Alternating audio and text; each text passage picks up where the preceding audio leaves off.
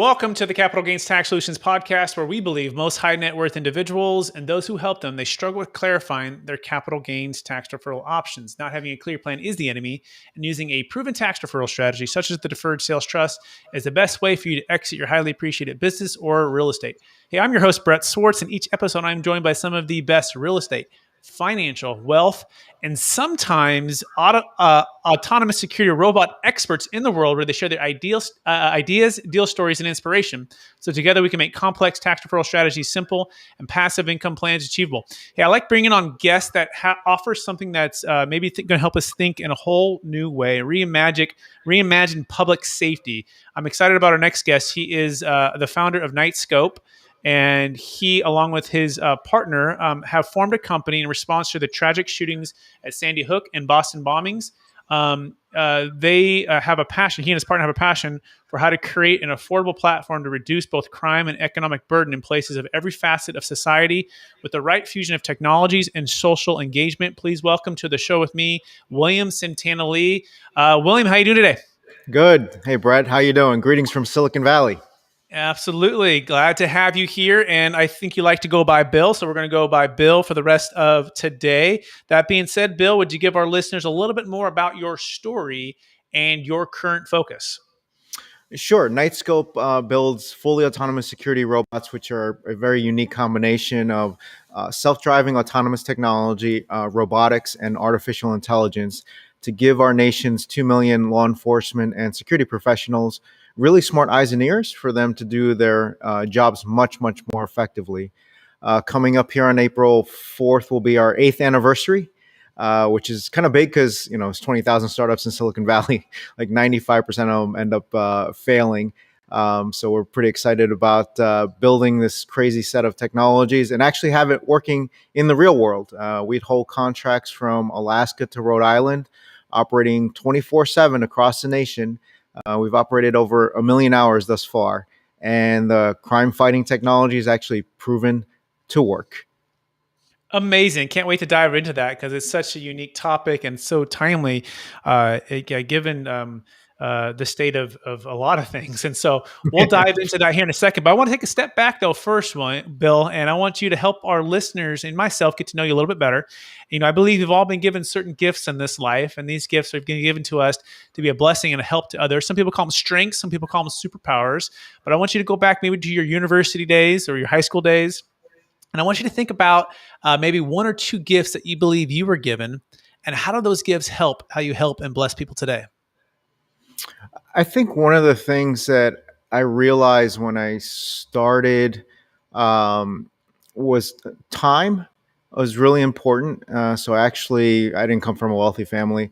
I ended up kind of smashing stuff in together as quickly as possible to graduate as quickly as possible. So during high school, I went through, stopped here in University of California, Berkeley after my sophomore year, and then at Yale University for some summer sessions, and then crammed everything into Carnegie Mellon during the summer and added all that up and was able to graduate a year early.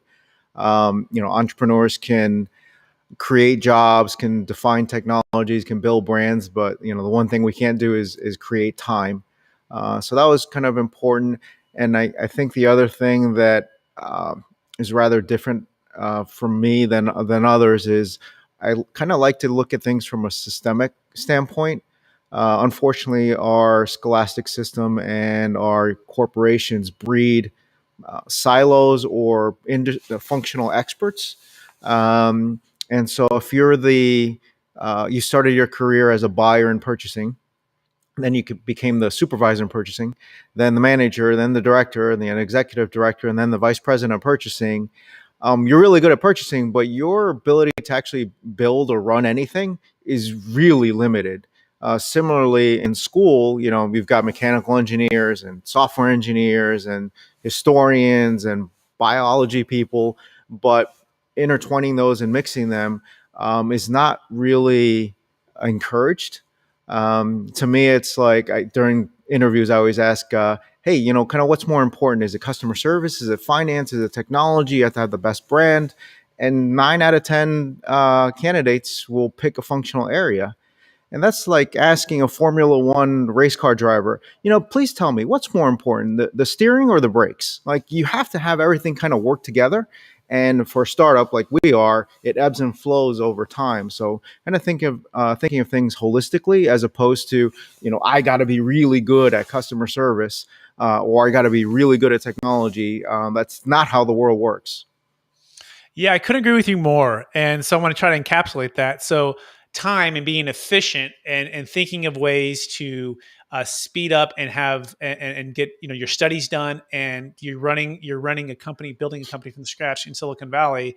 So you've always looked at time and efficiency in another way, and then on top of that, looked at big problems on a systemic standpoint, a broader, and saying how are we solving these problems, and what are the things that are in the way to solving that, and we've got to change that, reimagine that. Is that a fair summary, William or Bill?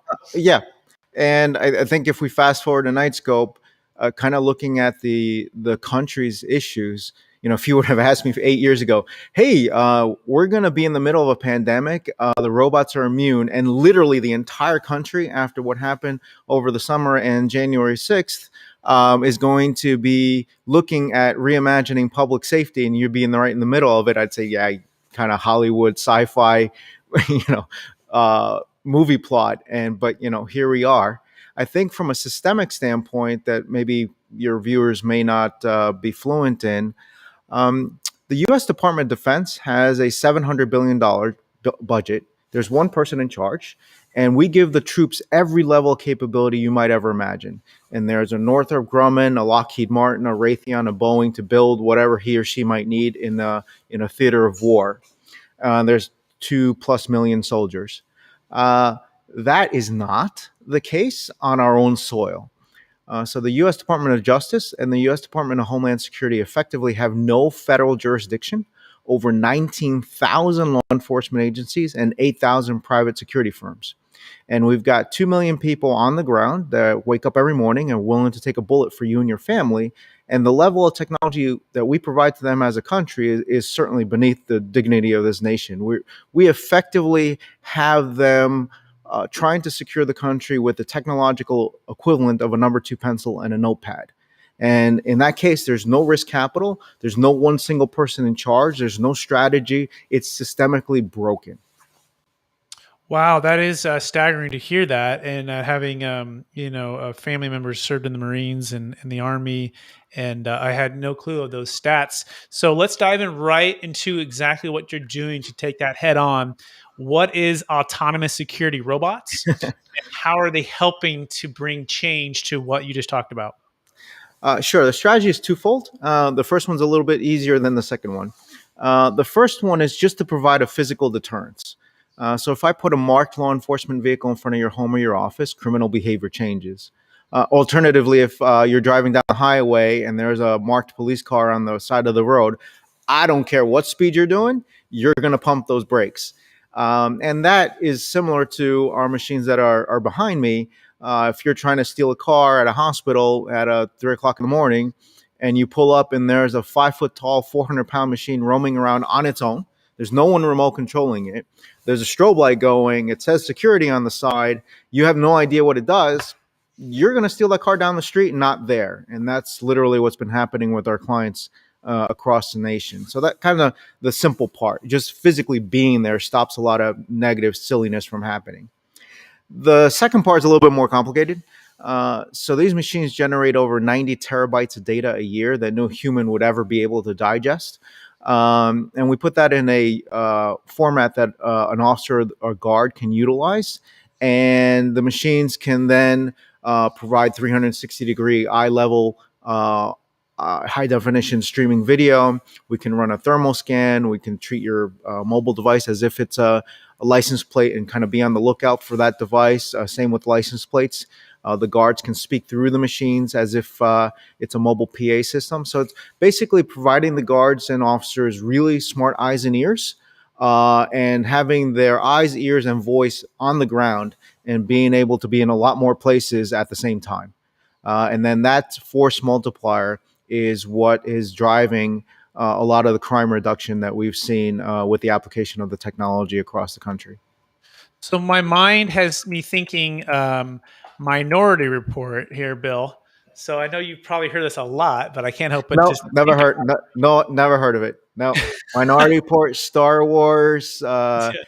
RoboCop. I haven't heard of any of them. No idea what Uh-huh. you're talking about. Uh-huh. So help us with the biggest, I guess, false beliefs or maybe fears that like us American citizens or anyone really, right, are looking at like uh, uh, what's the word I'm looking for? Uh, our data, our security, our freedom. So I know there's probably so much out there that is just so unreasonable. So what's the biggest false belief of what you do, and how does that overcome maybe the challenge of some of the fears that someone like myself who's learning about this for the first time would have? No false belief. The robots are coming. They're coming to kill you, and they're going to take all your jobs. I mean, sorry. I practiced that this morning a few times. The level of silliness, it just happens every decade or two. Just let's go backwards in time. Think about when electricity first came on board. Whoa, I've seen that kill people. Like, I think it's the work of the devil. Like, we shouldn't mess with that. Or the first automobile, crossed a dirt road. Or, oh, you'll never see a banker ever again. ATM machine's going to replace everybody. And this silliness and madness goes on through society and through the media every 10, 20 years. And all I ask your viewers to do the simple plot. Please plot me the employment levels from 1900 to 2021. And I think you'll find three dips probably. 1929, probably 2008, and 2020, right? I don't think a technologist was behind those dips. There's probably a banker or some other extraneous activity that happened. Um, I think the robots are here and they're here to help. We've helped a law enforcement agency issue an arrest warrant for a sexual predator. We helped another law enforcement agency apprehend an armed gunman. We helped a domestic abuse case. We helped a security officer apprehend a retail thief. We stopped a fraudulent insurance claim, and the list goes on and on and on. So if you want to learn more, you can just go to nightscope.com/crime, and then you'll see a huge list, and we're just getting started. So I think the way to stop the silliness, and we can talk about it financially if you'd like, is just results. If you can prove that technology can be helpful to society, people start understanding that it can be helpful, and science fiction and Hollywood has done us a service and disservice over the last 3 decades. Absolutely. No, love it. Love it. Absolutely. So I'm going to try to encapsulate. So we got physical deterrent is the first thing, right? Like a Yep. marked police car, let's say on a side, it's going to slow people down. These autonomous security robots can be that first line. The second part is the data that it's collecting and the ability to speak through the machines, and or have eyes and ears on the ground in more places, more times to help. And Yep. then the next thing is just actually lowering crime, right? Looking at the data and looking at the evidence of what things are happening. Is that a fair summary so far?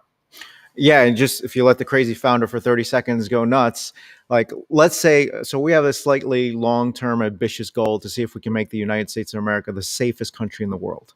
And as crazy as that might sound, just for a moment, pause reality and let's say we're actually able to deliver that. Talk to me about the impact on property values, your home. Talk to me about the viability of someone's local business. How about the municipality's budget? What about taxes? What about infrastructure? You know what the negative economic impact of crime is every single year? $1 trillion. You want to talk about tax efficiencies? Crime has a negative impact of $1 trillion every year. It's a hidden tax we all pay in blood, tears, and treasure. And if we're able to cut and or eliminate that, talk to me about the impact on society. That is amazing. So the vision of having the U.S., the first country, the safest country in the world, using autonomous security robots. We're here with Bill Santana Lee, also known as William Santana Lee. You can find him at nightscope.com. That's with a K NIGHT So, Bill, I think that's amazing. So, let's talk about some of the, I guess, more innovative cities or places that are using this currently right now, and how has law enforcement applauded you and come alongside of you? Give us a standpoint from that.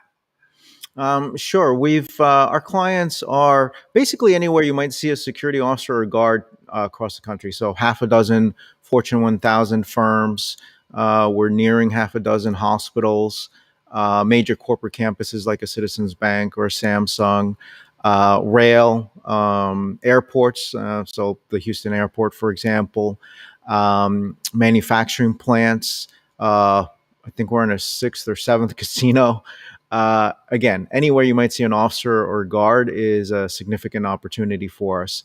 And if we can give these brave women and men in uniform on our own soil magical technology literally at their fingertips, then they can actually do their jobs much, much more effectively. So let's take some action here, or give us some calls to action. What can the average citizen do to help further your cause, to persuade those in power to open this up, right? Because that is staggering. The fact that there's, you said $700 billion is the defense, right, for and national defense, and I don't think you're saying lower that, but what you're saying is, hey, Nope. how about increase our domestic defense? Is that what you're saying? Yeah, and to the benefit of society. What is the first role of government? It's to protect its citizens, right? Mm-hmm. I think one of the crazy things that we've been able to, and if you go to nightscope.com, you can see our quote unquote master plan. And the master plan is, threefold. One, rally thousands of investors to come back the company. We announced today that we just topped over 21,000 private investors across the country and actually across the globe. You can deploy our machines at your facility. So it could be rail transportation, government facilities, indoors or outdoors, and you can go to nightscope.com/demo and learn a little bit more with a or private session with one of our executives. You can also join the team. Obviously, we're recruiting and we're hiring lots of people despite the pandemic. And then if you're more technologically astute, you can get brave and download the Nightscope app off the Google Store or Apple Store. And there you can go to a particular location that you think Nightscope can be helpful, take some video and pictures and give us some additional information, and we can follow up directly. Amazing. And I want you to maybe kind of wrap up this podcast with a story. Like I always like, to bring this thing to life. So what is the story? What got Bill and your partner, I believe Stacy Dean Stevens, in 2013, give us a story of the backing and the start of Nightscope. Oh dear. So if we can go back to 2013, let's see. I guess the personal motivation and the professional motivation for me. The professional motivation is I'm a former Ford Motor Company executive, spent 10 years in Detroit, working in 4 continents, every functional area. I believe autonomous or self-driving technology is going to turn the world completely upside down. I'm just not I'm in kind of violent disagreement on the path to commercialize that technology. Over $80 billion has been invested in self-driving autonomous technology. There's 200 companies working on it. And their collective revenue is about zero. No one's shipped anything. I believe Nightscope's the only company in the world operating 24/7, fully autonomous without any human intervention, with real clients generating real revenue in real world conditions. So I think we're taking a different path. On a personal standpoint, I was born in New York City. Someone hit my town on 9/11. I'm still profoundly pissed off about it. So the rest of my life, I'm dedicating to better securing our country. When we started in 2013, no office, no technology, no revenue, no nothing. We had a PowerPoint, and no one would believe in us and what we wanted to do. I was told the following: "Hey, Bill, you're out of your mind. This will never work. It's hardware and software, too complicated. You should pick one. And physical security is not an investment thesis. You need to go away." So like good entrepreneurs, we kind of ignored everyone and just went off and did what we said we were going to do. And now we have a track record of these machines operating across the country. We've generated over $10 million of lifetime revenue. We have thousands of investors. We've operated over 1 million hours. And we've got recurring revenue for a recurring societal problem. So I think probably the message to founders and entrepreneurs out there is don't let anyone ever tell you no. If you know deep down to the bone that you're right, you just need to force it to happen. Absolutely love that. And with that, maybe you can give us the best kept secret to scaling, because that's truly remarkable. 24/7, fully autonomous, something, yeah, that I've never heard of any company ever doing before. So what is the best way to scale and to do that? I mean, just give us one secret. I know that's such a big question, but what was the one thing that changed the most for you guys when you implemented that secret? Uh, it's not something I'm necessarily proud of, but it's kind of reality. I have founders, asking me like, okay, well, how did you do this? What amount of time should I spend on raising capital, and how much time should I spend on the business? And I'm like, well, you need to spend about 100% of your time raising capital, and then you can spend the other 100% of your time building the business. And no one cares that you're putting in 80, 100 hours a week for years on end to go build something that you believe in. And that's why picking what you want to do is really important. You're going to have to be madly in love with it, or you've got to have like a little bit of a screw loose to be building a company in the first place. But you've got to be so passionate about what you're doing that you will do unrealistic, irrational things to force an outcome to happen. And that's what we've had to do over the last 8 years. And I've got an awesome team behind me that's stuck with it. And now we've seen the fruits of our labor. But it's messy. What's a diet for a founder? The diet is in the morning you get punched in the face, for lunch you get kicked in the stomach, and then for dinner you get body slammed, and then you got to get up the next morning and put a smile on and get back into the ring, and you just got to keep pushing forward. Amazing. Absolutely love your passion. It is contagious. And so that being said, are you ready for the lightning round? Uh-oh. What's the lightning round? Here we go. Knowing what you know now, Bill, if you go back to your 25-year-old self, what's the one golden nugget you would make sure to tell yourself to do?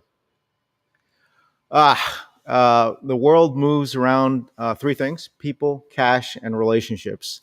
And one of the things that, I've got thousands of people I'm connected to now. I think I failed miserably in my early days of continuing to build out a network of people.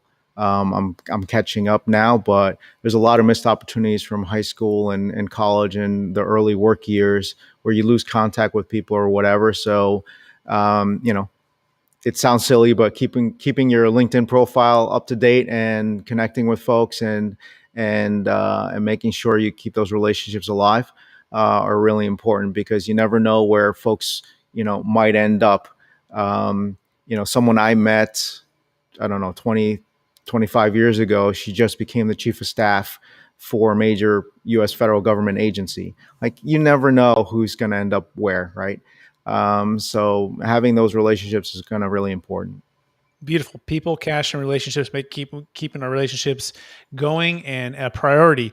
Second question: what's the number one book you've recommended or gifted the most in the past year, Bill? Oh, easy. Ben Horowitz, The Hard Things About Hard Things. That details out what founders really have to go through, that misery that I was just speaking of. Ben puts it in a pretty maybe not succinct but detailed manner of the hell and stupidity that entrepreneurs have to go through to build their respective companies. Excellent. What's the number one obstacle your company is currently facing? We've got an opportunity to build a $30 billion company. We're a complete outlier. And capital is a big problem. $130 billion goes into startups every year, 80% into software companies, 10-15% into biotech, and 5% into other. And then a small sliver of that might go into robotics or hardware, and all about zero goes into physical security. So I'm not proud of it, but I've probably done more financial engineering now than than actual engineering. But we've raised over $70 million to build all this technology behind me from scratch. And a lot of entrepreneurs shouldn't have to go through the madness to raise capital for building a company that's in the national security interests of the United States of America. Very well said. Thank you for sharing that. Next question. What are you most curious about right now? So last year I made 6 predictions regarding the pandemic, and unfortunately all of them came true. My wife thinks I'm being too pessimistic, but I unfortunately think we're going to be stuck with this nightmare till 2024. If people are going to act silly and be ignorant, not want to take a vaccine, and continuing to travel and all kinds of not healthy stuff going on, like this is going to take a long time. And I'm curious as to what the final outcome is going to be. I'm hoping that everything clears up soon and that we end up with the Roaring 20s, not with the same ending though, going forward. Yeah, very well said. And the last question is this, Bill, and then we'll let you go. After all your success, after building something that a lot of people said couldn't be built, and still being in the midst of building it more and more, right? Trying to solve the vision of helping create the safest country in the world with autonomous security robots. How do you stay centered, Bill, in your values, and how do you stay encouraged to charge forward? Like I said, most founders have a screw loose. So we have 21,000 investors that have backed us and have an unwavering commitment to what we're doing. Equally, we get a lot of hate. And what I encourage founders and entrepreneurs to do is you got to take that negativity and use it as fuel. And it's a little Jedi mind trick, but the more you tell us no, the more we're going to show you you're wrong, and you never, ever bet against Nightscope. Beautiful. Absolutely love it, Bill. It's been a pleasure getting to know you a little bit more. For our listeners who want to get to find you and learn more about the company, what's the best place for them to connect and find you? Nightscope.com, or you can look me up on LinkedIn. If you send me a request, though, actually mention kind of where you met me or heard, because I get all kinds of odd requests too, which I don't always accept. But happy to do that. So check us out at nightscope.com. If you have any further questions, actually, if you go to securityrobot.com, all the way at the bottom, there's a little blue icon. If you click that, that is not customer service. That is me answering investor questions 7 days a week, 7 a.m. to 7 p.m. Pacific time. Excellent. So that's nightscope.com with the Knight, scope.com. And we've just got to get to know, I want to thank you, Bill, for getting to helping us get to know you, Bill Santana Lee out of Silicon Valley. That being said, I want to thank our listeners also for listening to another episode of the Capital Gains Tax Solutions podcast. As always, we believe most high net worth individuals and those who help them, they struggle with clarifying their capital gains tax deferral options. Not having a clear plan is the enemy, and using a proven tax deferral strategy such as the Deferred Sales Trust is the best way for you to grow your business, exit your business, even raise capital for your business. Please rate, review, subscribe. We appreciate you. If you want to learn more about that, you can go to capitalgainstaxsolutions.com.